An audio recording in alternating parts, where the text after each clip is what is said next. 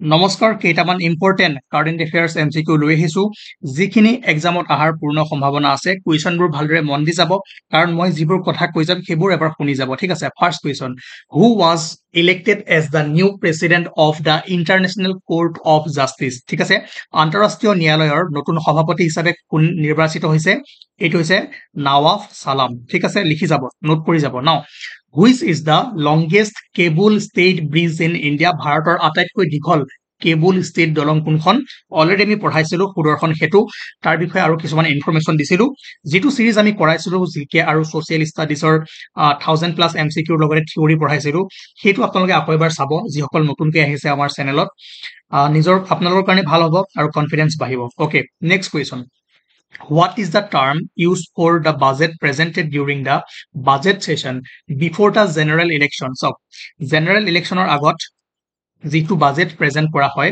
তাক আমি interim budget বুলি কওঁ ঠিক আছে অন্তৰ্বৰ্তীন কালীন বাজেট এবাৰ 2024 ত ইলেকশন আছিল আপোনালোকে নিশ্চয় দেখিছে এখন ফেব্ৰুৱাৰী মাহত বাজেট প্ৰেজেন্ট হল এখন জুলাইত হৈছে ঠিক আছে তো ফেব্ৰুৱাৰীত যিখন বাজেট হল ইলেকশনৰ আগত তাক কি কওঁ আমি অন্তৰ্বৰ্তীকালীন বাজেট বা ইন্টাৰিম বাজেট যাৰ বিষয়ে আমি অলৰেডি পঢ়িছো আৰু আপোনালোকে এটা কাম কৰিব কিমান আৰ্টিকুলত আছে কমেন্ট কৰি জনাব ঠিক আছে আৰু ভোট অন একাউন্ট আৰ্টিকল কিমানত আমি পাওঁ হেতু কমেন্ট কৰি জনাব নাও Which state has become the first northeastern state in India to achieve 100% saturation of Har Ghar Jal under Jal Jeevan Mission? সকলোৱে জানে Jal Jeevan Mission আৰু থিমটো বা স্লোগানটো কি Har Ghar Jal ইয়াত এটা বঢ়িয়া কোৱেশ্চন সোমাই আছে আহিব পাৰে Har Ghar Jal ঠিক আছে Jal Jeevan Missionৰ থিমটো এতিয়া কৈছে যে নৰ্থ ইষ্টৰ কোনখন ৰাজ্যই 100% কমপ্লিট কৰিছে এই Jal Jeevan Missionৰ স্কিমটো ঠিক আছে এটো হ'ব অৰুণাচল Pradesh ইয়াত 100% already হৈ গল okay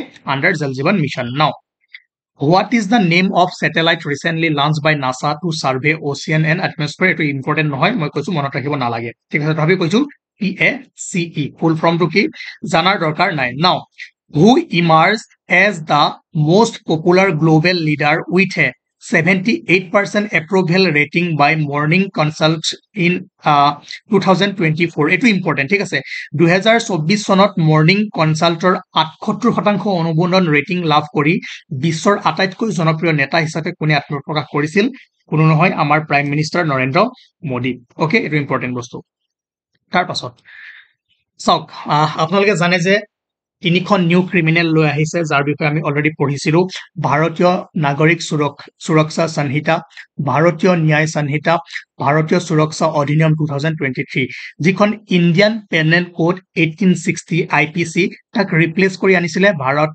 ভাৰতীয় নাগৰিক সুৰক্ষা সংহিতা 2023 আকৌ ভাৰতীয় ন্যায় সংহিতা আৰু ভাৰতীয় সুৰক্ষা অধিনিয়ম এই দুখন কাক ৰিপ্লেস কৰি আনা হৈছিল কমেন্ট কৰি জনাব কিয়নো ইয়াৰ বিষয়ে আমি পঢ়িছো সেই কাৰণে ইয়াত সময় লছ নকৰো ইয়াত কোৱেশ্চনটো হল যে কিমান তাৰিখৰ পৰা বা কেতিয়াৰ পৰা ভাৰতত এই আইন তিনিখন বলবৎ কৰা হৈছিল 2023 এই আইন কেইখন আনা হৈছিল বাট বলবৎ কেতিয়াৰ পৰা হৈছিল বলবৎ হৈছিল 1 জুলাই 2024 ৰ পৰা ভুল নকৰিব বহুতে 2023 1 জুলাই মাৰি দিব ঠিক আছে ইয়াত 2023 দেখি যেহেতু আপুনি এই ক্লাসটো কৰিছে গটিকে আজিয়েই এই ভুলটো নকৰো বুলি খপত লক যে 1 জুলাই 2024 এক্সাম প্ৰেছাৰত এই কোৱেশ্চনটো ভুল কৰি আহাৰ পূৰ্ণ সম্ভাৱনা আছে নাও who has been appointed as the chairperson of telecom regulatory authority of India ইয়াত আৰু এটা বস্তু সোমাই আছে যে ভাৰতীয় টেলিকম ৰেগুলেটৰী অথৰিটি ট্ৰাইৰ অধ্যক্ষ হিচাপে কাক নিযুক্তি দিয়া হৈছে ইয়াৰ এনসাৰটো পাবই তাৰ লগতে ট্ৰাইৰ ফুল ফৰ্ম কি হয় এটো সাইথক এটো আহিব ঠিক আছে ফুল ফৰ্ম অফ ট্ৰাই এটা কোৱেশ্চন বা দুটা বস্তু সোমাই আছে নাও ইয়াৰ এনসাৰটো হ'ব অনিল কুমাৰ লাহোটি ঠিক আছে অনিল কুমাৰ লাহোটিক কি কৰা হৈছে ট্ৰাইৰ চেয়াৰপাৰসন হিচাপে এইবাৰ এপইন্ট কৰা হৈছে হল okay next according to the snow leopard population assessment in India SPAI site hobo full from report which state or UT has highest number of snow leopard je ভাৰতত snow leopard population assessment প্ৰতিবেদন অনুসৰি কোনখন ৰাজ্য বা কেন্দ্ৰীয় শাসিত অঞ্চলত সৰ্বাধিক snow leopard আছে এটো হ'ব লাডাখ ওকে ইয়াৰ ফুল ফৰ্মটো ইমান ইম্পৰ্টেন্ট নহয় নাচালো কোনো কথা নাই বাট ট্ৰাই টু সাব ট্ৰাই টু আহাৰ এবাৰ মোৰ লাগি আছে এটো আহিব তাৰ পাছত Important question. In interim budget 2024, which country was revealed as the top recipient of Indian aid? যে 2024 চনৰ যি অন্তৰ্বৰ্তীকালীন বাজেট আহিছিল তাত কোনখন দেশ ভাৰতীয় সাহায্যৰ সৰ্বোচ্চ প্ৰাপক হিচাপে প্ৰকাশ পাইছিলে? এখন হৈছে ভূটান। ঠিক আছে, তাৰপিছত next question. Which of the following countries participated in exercise Dosti? Important exercise Dosti recently seen in news.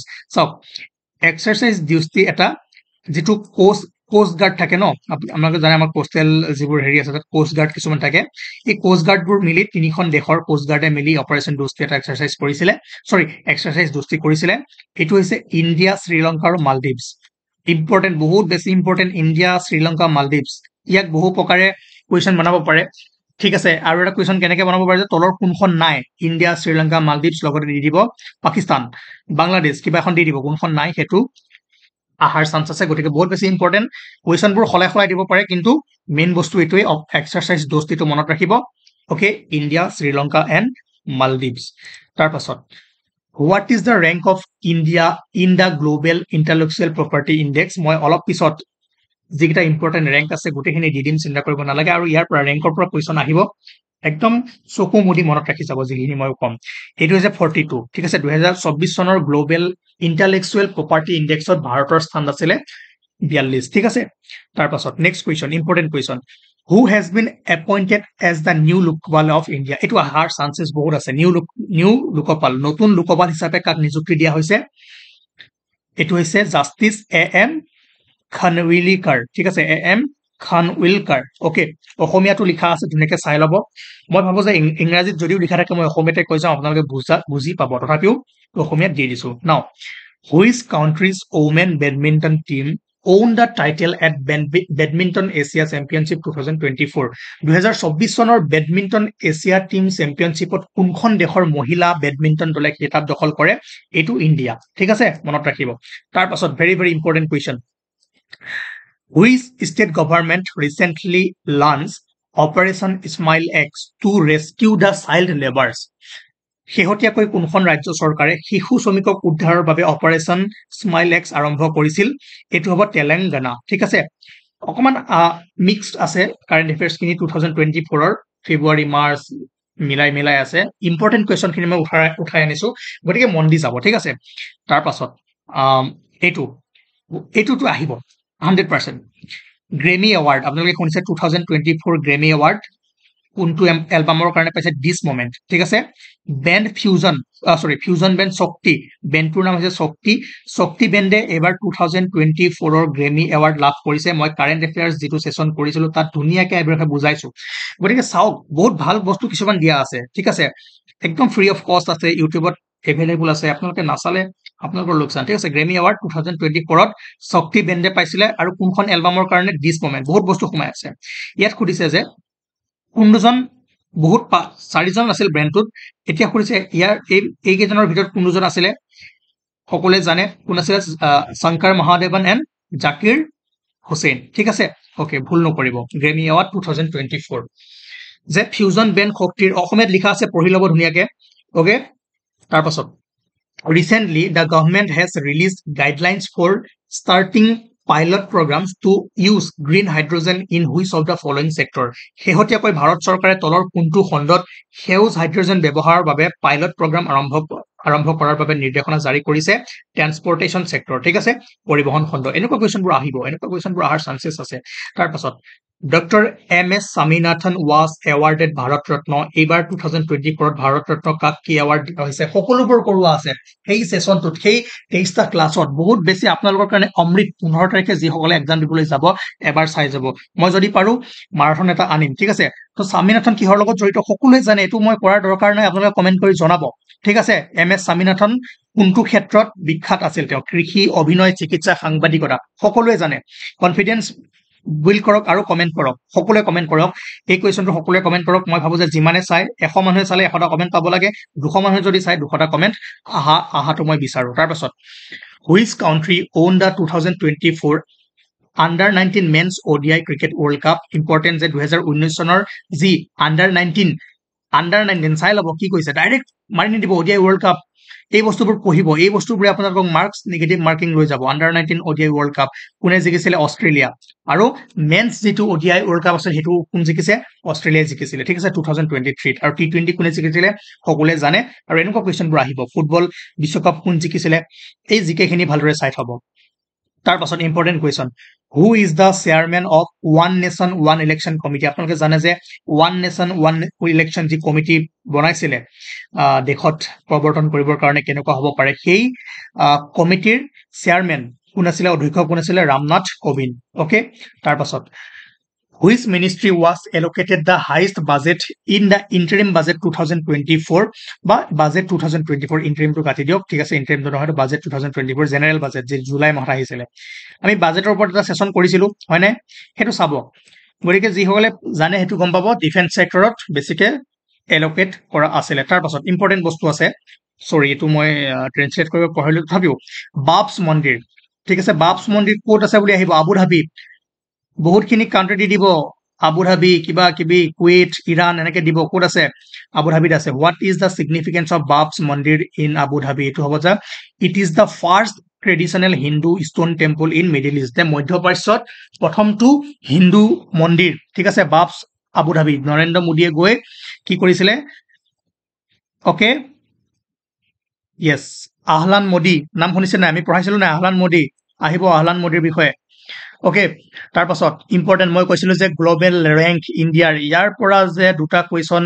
চকু মোদী আহিব ঠিক আছে তাৰ পাছত এখিনি কৰিছো ন কোনটো আছিল yes human development index 2023 and 2024 মতে ইণ্ডিয়াৰ ৰেংক হৈছে 134 আউট অফ 193 কাউন্ট্ৰি আৰু এই হিউম্যান ডেভেলপমেন্ট ইনডেক্সক United Nation development programme UNDP Assamese student ইংলিছতে পঢ়ক কাৰণ UNDP ৰ ফুল ফৰ্ম এনেকৈ আহিব আপোনালোকে মনত ৰাখিব লাগিব হিউম্যান ডেভেলপমেন্ট ইনডেক্স তাক HDI বুলি কোৱা হয় HDI ৰ ফুল ফৰ্ম কি এনেকৈ সুধিব সেই কাৰণে মই ট্ৰান্সলেট কৰা নাই গতিকে হিউম্যান ডেভেলপমেন্ট ইনডেক্স মতে ইণ্ডিয়াৰ ৰেংক হৈছে 134 আউট অফ 193 কাউন্ট্ৰি আৰু ইয়াক কোনে ক্যালকুলেট কৰে UNDP কিহৰ ওপৰত ভিত্তি কৰি শিক্ষা স্বাস্থ্য শিক্ষা আৰু standard of life health knowledge and standard of life মানে জীৱন প্ৰণালী জীৱন ধাৰণ তাৰ পাছত ইম্পৰ্টেন্ট হ'ল যে global innovation index global innovation index world intellectual property organisation global innovation index কোনে গণনা কৰে ওয়াৰ্ল্ড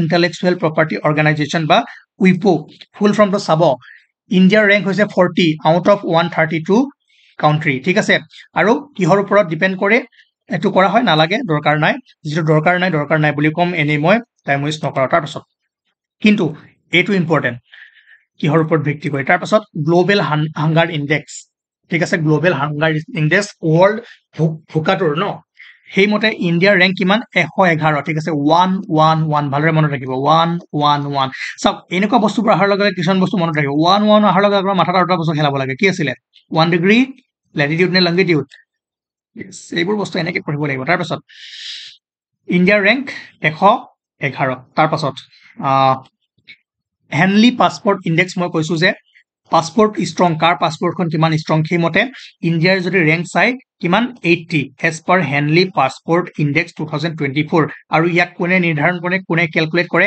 ইন্টাৰনেশনাল এয়াৰ ট্ৰান্সপোৰ্ট অথৰিটি বা IATA মনত ৰাখিব okay the index ranks countries based on number of destinations that allow visa free entry to their passport eto important je ei rank to kihor upor depend kore je India rank 80 je keneke depend kore je India kiman hon country e visa free thik ase visa free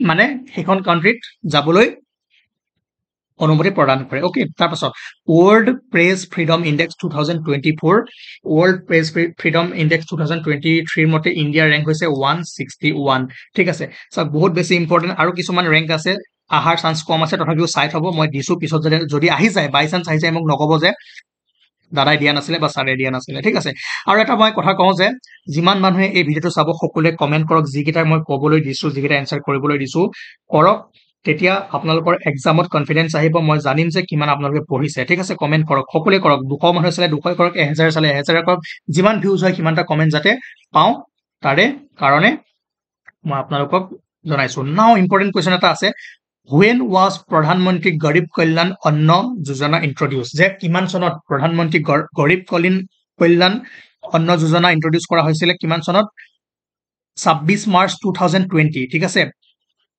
প্ৰধানমন্ত্ৰী গৰীব কল্যাণ অন্ন যোজনা তাৰ পাছত এইকেইটা কালি কৰাইছো সৰি okay thank U ইমানে আছিলে আৰু ইম্পৰ্টেন্ট কোৱেশ্চন লৈ আহিম যদিহে আপোনালোকে ভালদৰে কমেন্ট কৰে আৰু বস্তুবোৰ ভালদৰে পঢ়ি যায় ঠিক আছে থ্যাংক ইউ